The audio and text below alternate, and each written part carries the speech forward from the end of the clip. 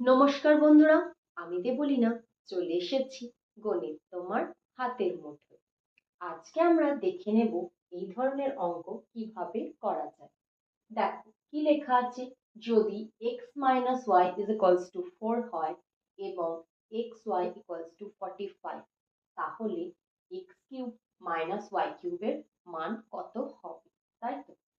দেখো আমরা সবাই জানি a কিউব মাইনাস বি কিউবের ফর্মুলা কি হয়, তাহলে এখানে x কিউব মাইনাস y কিউবের ক্ষেত্রেও আমরা a কিউব মাইনাস বি কিউবের ফর্মুলা বা সূত্র প্রয়োগ করব।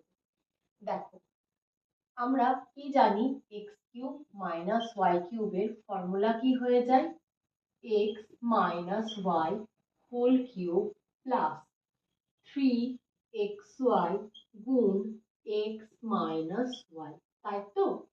এবার আমরা কি করব, এখানে এদের মানগুলো বসিয়ে দেব।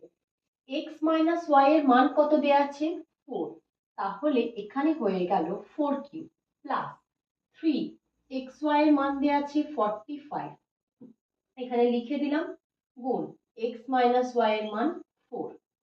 দেখো 4 এর কিউব কত হয়, 64, তাই তো?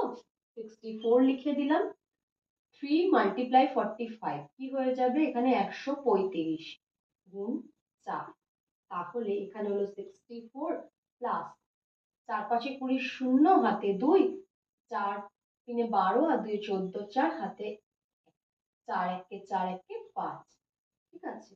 তাহলে এখানে হলো 4, তাহলে আমাদের উত্তর কত হয়ে গেল, 604। আশা করি তোমরা বুঝতে পেরেছো। ধন্যবাদ।